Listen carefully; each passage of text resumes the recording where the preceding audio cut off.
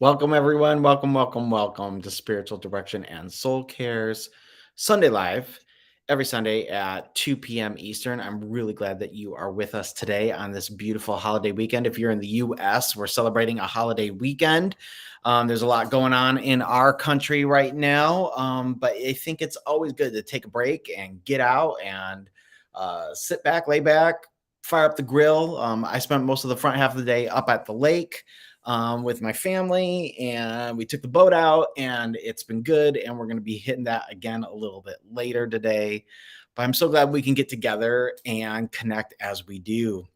We're kind of going through as we go through Sunday Live together. We always talk about lots of different kinds of dimensions and elements of the spiritual journey. We really want to make sure that we are a space that connects with all different kinds of people, whether you have a lot of faith or little faith or no faith at all, regardless of your spiritual vocabulary that you would use when you pursue that deeper dimension of the human self, whether you're religious or not. We want to talk about the deep things of life and the core human realities and the ways we make meaning and the way we learn how to live lives of joy and peace. And we want to talk about practical, and like I say, insanely practical spiritual tools for the journey of life. Those are all things that we talk about in a variety of ways each Sunday on Sunday Live. And right now we are looking at what we're calling the quest for peace. The quest for peace. We're talking about 5 different kind of movements that help cultivate and help us move through the journey of the quest for peace. So we talked about last week cultivating peace within. Today, we're going to talk about being an advocate. We're going to talk about in the coming weeks acting justly, what it means to offer mercy, and how to be a reconciling presence, to work for reconciliation that's healing and restoration and reconnection, deeper connection within and with others. So I'm really excited about this material. I'm so glad you're watching right now or on the replay. And even if you're on the replay, throw your comments in as you have wisdom and thoughts that come to mind. Want to hear from you and hear how all of you are doing as always. So like I said, today we are going to be talking about being an advocate as part of the quest for peace, being an advocate. But before we do that, and before we dive in, let's do what we always do here at Spiritual Direction and Soul Care, our most basic spiritual practices, giving ourselves a grounding moment, which is done by giving ourselves the gift of breath and stillness. When we focus in on our breath, we come back home to ourselves. Our minds and our bodies are focused in the same place together. We come to a moment of peace and clarity. So let's do that now as we move into a grounding exercise, as we give ourselves the gift of breath and stillness before we start. So wherever you are, if you're watching, if you're sitting, make sure you're sitting up in a comfortable position, tall, spine tall and straight. Some of you I know will get out like a mat and a pillow and lay on the floor. And that's good too, like whatever is most comfortable for you, as long as your spine is long and straight. And let's just simply breathe. And out. Breathe in for 3 seconds. Out for 5. Again. And out.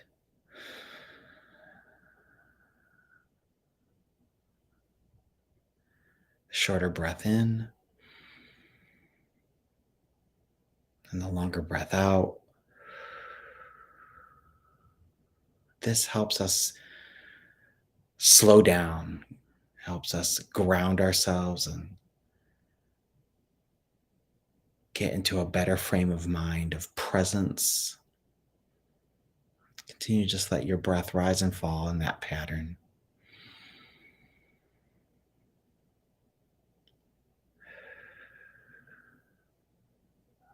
Be focused on your breath, letting your lungs expand and then out. Breathing in light, presence, love. And as we let go, we release what we're carrying. We let it be transformed into light and love, and we send that out all around us to those we love and care for, to those we might struggle with. Nothing but love and healing and compassion for self and others as we breathe in and out.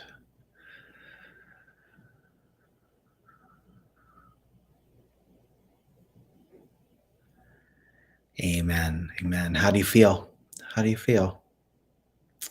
I always love this practice. That's why I call it the most basic spiritual practice, because it really does, like, I mean, the very first time, always at the very beginning, the very first exchange of breath, the short breath in, long breath out, I immediately feel a sense of grounding, of letting down. I feel this downward sensation and my body relaxes. Sometimes then I will feel an elevating sensation over from my shoulders and neck and my head going upward. I feel like I'm connecting throughout my whole body. It's really amazing. It's a real gift. I wonder what happens for you. What kind of sensations do you feel? And if you ever want to go deeper, right, you can use that grounding practice and do it shorter, like we do.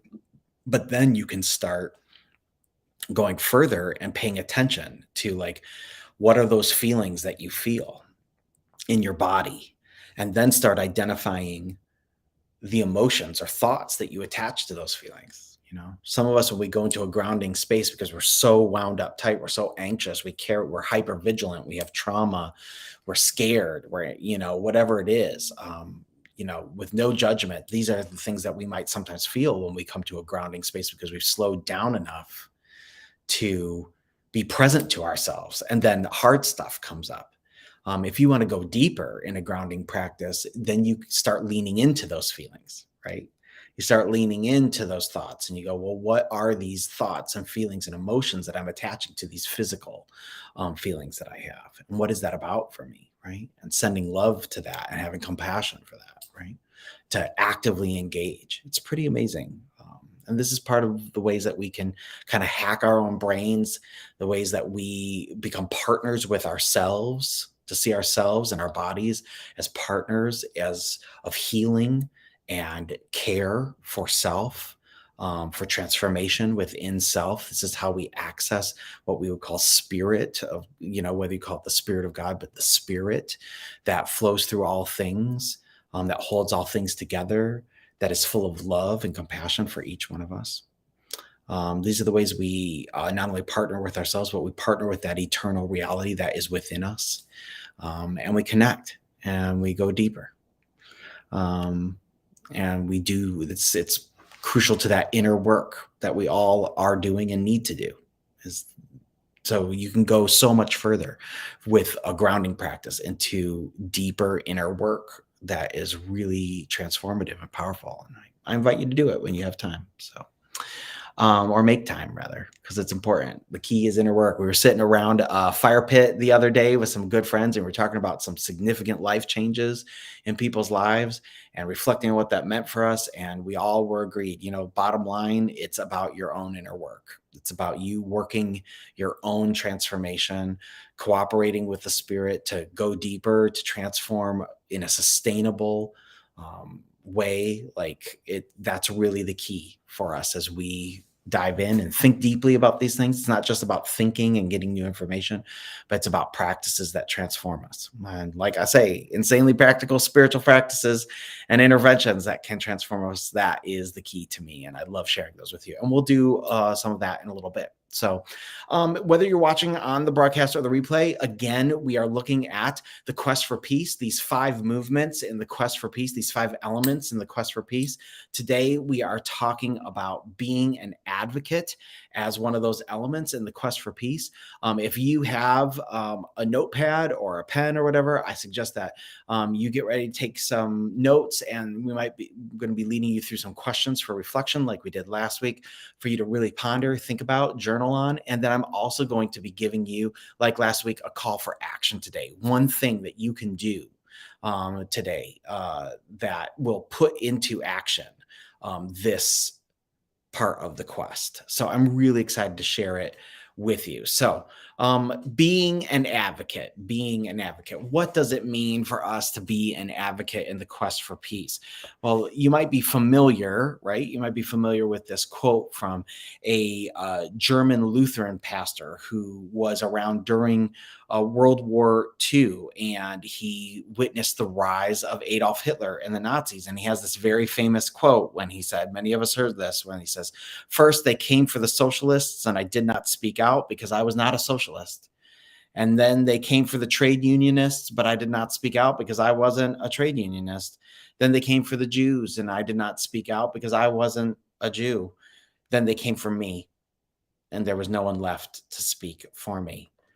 And he spoke about that. That was kind of his post-war statement, where he was facing the deep kind of cowardice and failure of the German people to stand up for goodness and healing and right.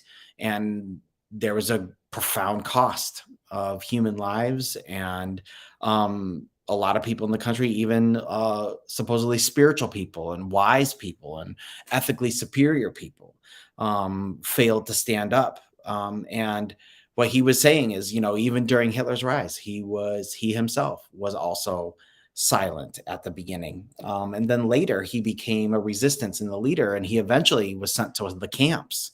And he was alive. He survived the camps, and he was released in 1945 when the camps were liberated. Um, his words kind of come from a place of regret, right?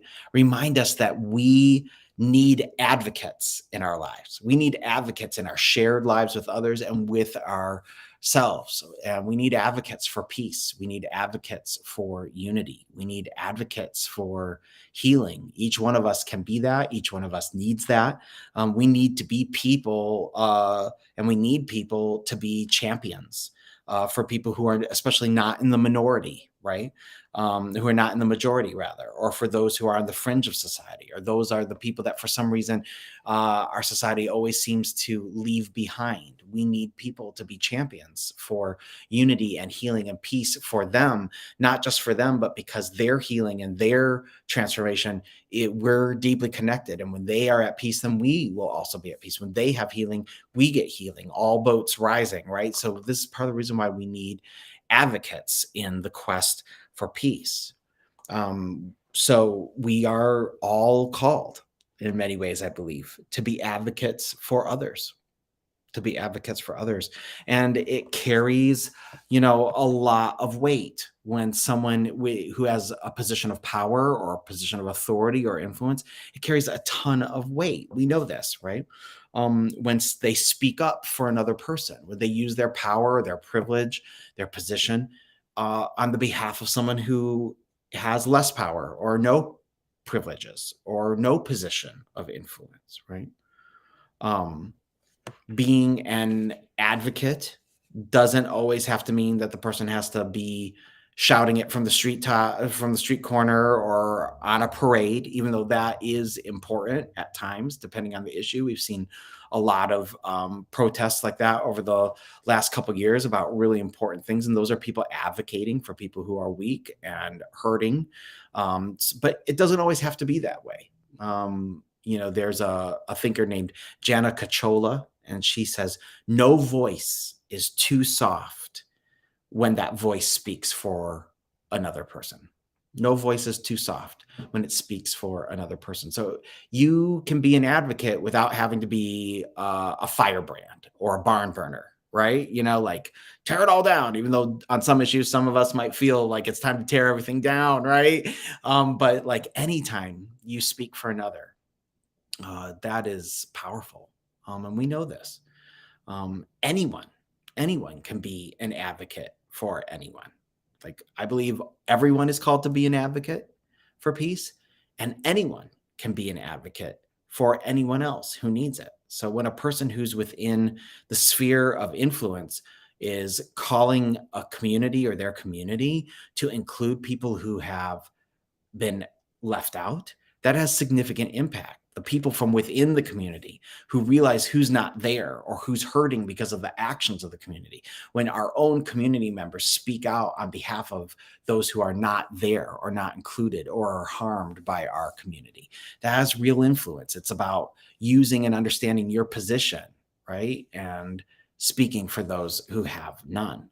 So, like, for example, like if a Jewish person talks about anti-Semitism, a lot of people might get it and understand that, right? But if someone who identifies as a Christian, right, who comes from within the Christian community, um, who, uh, might, uh, what's the word? Comes from a community where that is historically known for being a place where anti-Semitism was cultivated, right? So when a Christian speaks about anti-Semitism and advocates for justice and care and good theologies that do not marginalize Jewish people, it not only makes it easier for people in their community to hear, but it's very powerful because that's a community member who's owning something and using their position to say, "Hey, we might not have gotten this right." Our beliefs or the policies we support have actively harmed this community, and because we have that position within the community, it lands sometimes more for people. Like, you wish people could see it obviously for what it is, but that's just how people are. We protect our in groups, right? So when people are in an in group, they need to hear. They need to hear their own people saying, "Hey, we might have gotten this wrong." It's very powerful. Men being advocates for women, using their cultural power to advocate for women who are consistently not paid as much, right? Who our policies many times and our approaches leave women on the side, like when men use their positions to advocate for equal pay and equal treatment. That is powerful. It has impact when men of color being advocates for women of color, right? Young adults calling for justice for the elderly, able-bodied people being advocates for people with addictions or disabilities or mental illnesses or whatever it is, right? If we don't speak for others, then no one may speak for us when it's time for us to need the help, right? So it's very powerful that we can be advocates for others. And as we move into the latter years of our lives, many people can feel like they've lost their purpose for living because they physically cannot do what they used to do. And they need to be reminded that they still have one of the most important gifts to share, and that is to be a champion for others. There's nothing as powerful as listening to your child or grandchild or another younger person as they are struggling with or stressing over a situation they're dealing with. You know, so even as we get into the later stages of our lives, we still have things that we can contribute to and heal and be forces for peace and transformation. I mean, when you do this for those who are coming from behind, you have gone through many challenges already yourself, and you can reassure people that they are loved and that they will get through, and they'll succeed. One of the most powerful ways we can advocate for people is just simply by blessing them. Blessing is such a powerful way to advocate for others. Nelson Mandela, the famous anti-apartheid leader in South Africa, said, "No one is born hating another person because of the color of their skin or his background or their religion. People must learn to hate. And if they can learn to hate, then they can be taught to love. For love can come more naturally to the human heart than its opposite." I just heard someone say, we're hardwired for generosity, but we're educated toward greed, right? Like, these are deeply, profoundly human strengths that we have that we can access and deploy for the sake of others. So let's continue to teach ways of love and respect for each other as we become advocates for those around us and for one another.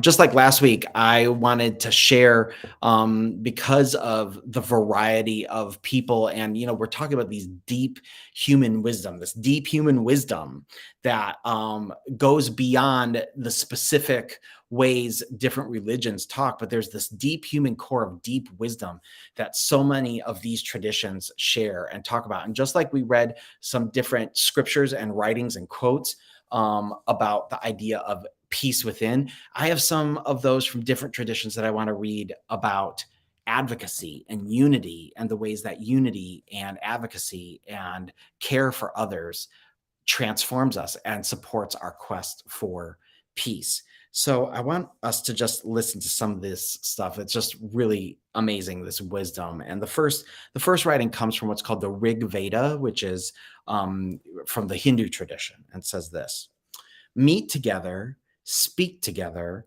let your minds be of one accord, being of one mind, and accepting your share of sacrifice. May your counsel be common, your assembly common, common of the mind, and the thoughts of these united. A common purpose is laid before you, and worship with your common worship. Let your aims be common, and your hearts of one accord, and all of you be of one mind, so you may live well together. See?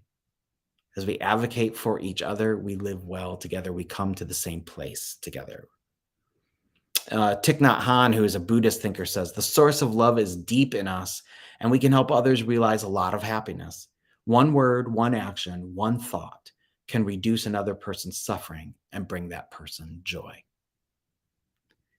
In the Old Testament or the Hebrew scriptures and the Jewish tradition, Psalm 133 says, Behold how good and pleasant it is when people dwell in unity. It's like the precious oil on the head, running down the beard on the beard of the high priest, running down on the collar of his robes. It is like the dew of Mount Hermon, which falls on the mountains of Zion, for there the Lord has commanded the blessing, life forevermore. So when we are at peace with each other, it is life-giving. It's life-giving. It is truly a blessing that God wants for us. The divine is weaving in us and has imprinted on us, and we want it. We know we want this kind of peace and unity and connection with others because we long for it. In the Christian scriptures in John 14, it says, All this I have spoken while still with you. This is Jesus speaking. It says, But the advocate, the Holy Spirit, whom the Father will send in my name, will teach you all things and remind you of everything I have said to you. So unity and peace is, you're seeing a theme, right? That with these traditions understand that unity and peace is oftentimes about being on the same page in the same place together, right? Being for each other and for each other's good and each other's unity. In the Islamic tradition, they have a writing that says, Hold fast all together to God's rope and be not divided amongst yourselves. Remember with gratitude God's favor on you, for you were enemies and he joined your hearts in love so that by his grace you became family. You were on the brink of the fiery pit and he saved you from it. Thus God made his signs clear to you that you may be guided. So he's basically they're saying like disunity, harm to others, a division that is causing lack of peace to others, that's like being on the edge of the pit of hell. That's a living hell to be in, right? So let there arise out of you one community, inviting to all that is good, enjoining what is right and forbidding what is wrong. That kind of a community will be prosperous, will flourish. Be not like those who are divided amongst themselves and fall into disputations after receiving clear signs. For them is a dreadful penalty, saying, stuff doesn't work out well when we're all at each other's throats and people are greedy and oppressing each other and all that. Like, work for each other, work for each other's good. This is the way. The path to peace is by advocating for unity, and not only unity, but unity that's rooted in everyone flourishing, everyone having what is fair for them, and everyone being together and flourishing together and working for each other's good, right? Everyone's good, not any sort of working for good that excludes or purposely leaves out people, right? And then there was another writing here that comes from the Sikh religion. It says, with the same clay, the master potter fashioned each being in his image and turned around the same divine light in each. Pray tell me then who is holy and who is not worthy. So see that fundamental work of peace is rooted in a fundamental commitment to equality, right? To true equality, that no one is better than anyone else and everyone is holy. Everyone is sacred. Your presence is sacred. My presence is sacred. I used to say all the time on spiritual direction, and I thank you for the gift of your divine presence, the gift of your sacred presence with us today. Like wherever you are, right? You are a sacred gift to those that you are with. And when we regard each other as sacred, as as holy presence of life with each other, it's we treat each other with respect, we advocate for what each other needs, we seek each other's good and flourishing, and this lays the groundwork and creates peace. Creates peace. And finally, in the Baha'i tradition, they have a writing that says, he has appointed us servants of the human world, advocates of peace and unity among the religions, heralds of universal agreement among the races and nations, founders of divine reconciliation among all people. It's a pretty, yeah. So in the Baha'i tradition, right, they believe that God's own self has said to be advocates for all that we've been talking about is the main point of their faith tradition. I think that's pretty amazing. So, lots to think about here in this quest for peace, of what it means to be an advocate. I want you right now, if you're watching, to like maybe get out pen and paper and to just think about it. And if you're watching right now, you can put it in the chat as well, even on the replay. I want to give you some questions for reflection to think about and just to consider as you think about the role of being an advocate, its function, how it's impacted you when people have advocated for you, how you can be an advocate for others. My first question here is this: can you think of a person who was an advocate for you? And what did that feel like? Maybe it was a teacher, maybe a parent, an aunt, an uncle, a cousin, a friend, an employer. Can you think of a person who was an advocate for you? What did that feel like? How did that impact you? What did that do? Just think about it, maybe write the question down. If later you just want to write these questions down and then to think about them and journal about them, that's fine too. Can you think of a person who was an advocate for you and what did that feel like for you?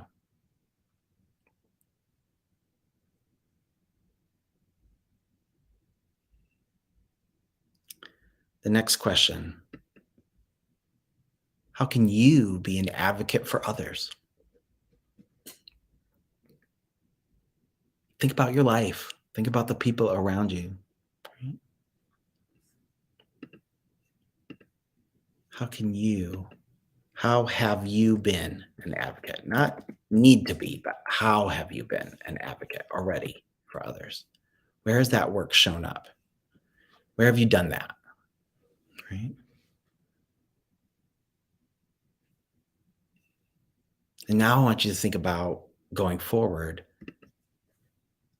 Is there someone who needs you to be a champion for them in your life right now? Not the people who you, maybe it's some of the same people that you were an advocate for before. Maybe you need to keep that work going. But is there someone else? Is there another group? Is there a neighbor, a community, a family member? Right? Is there a need in your community or in your city, your neighborhood? Is there someone who needs you to be a champion for them today, in this season?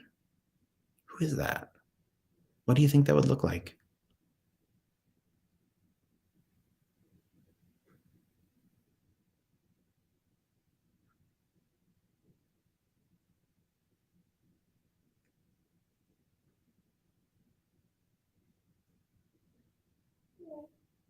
So I encourage you to take these questions and reflect on them and see them as invitations to action.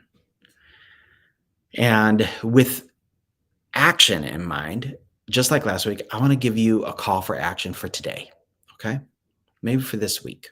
We talked about the power when we use our position and our experience to advocate for others, to bless others, right? To tell them that it's going to be okay, right? to not just go advocate on behalf of others with other people, but to advocate.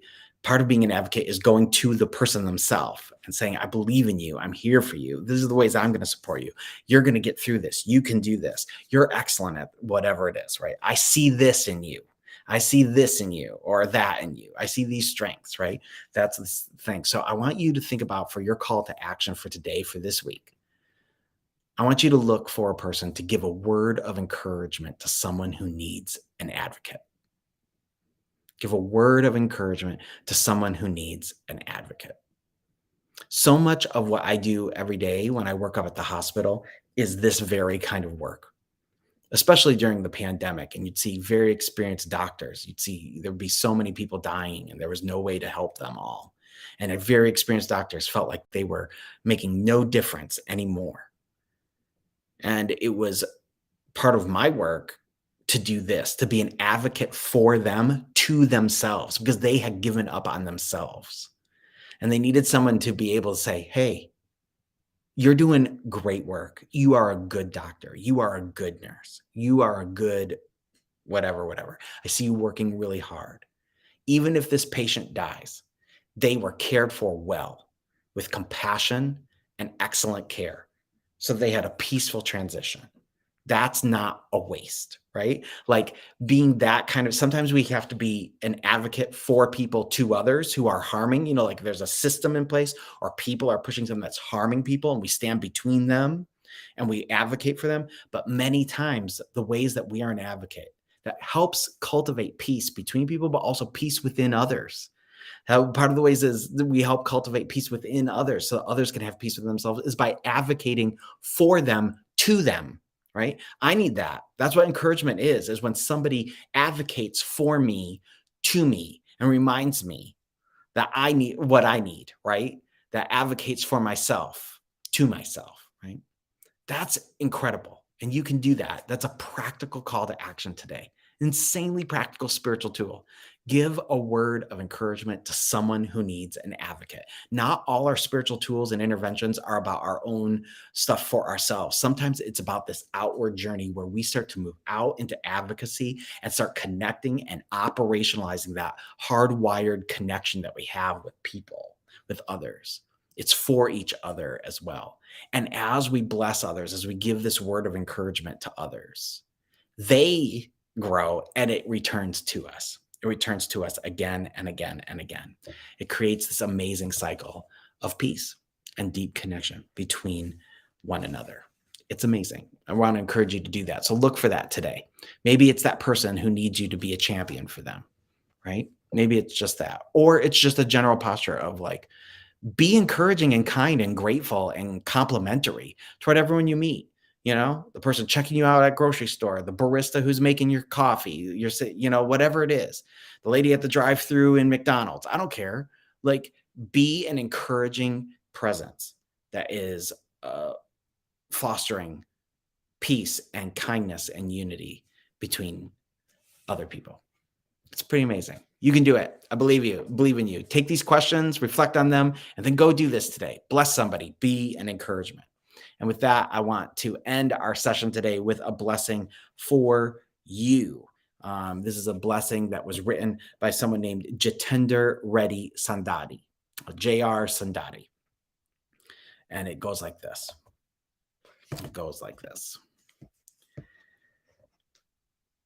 May we all be protected. May we all be nourished.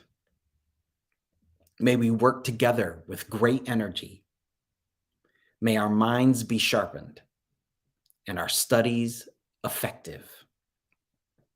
Let there be no animosity between us. Peace in me, peace in you, peace in nature, peace in all that we do. Amen. Spiritual direction, soul care. So glad that you are with us today, whether you're watching on the broadcast or the replay. I hope our lesson today on being an advocate in the quest for peace has been meaningful to you. Let me know how you're doing and how I can support you. I love connecting with you guys each week. We'll be back. Be looking out for our next session as we continue looking at the next part of this quest. We'll be looking at acting justly. So be on the lookout for our next live stream event on the Facebook page. And always, invite friends to join our growing community and come over to the Facebook page and get connected there as well. I hope you guys have an amazing holiday weekend, and we will see you soon.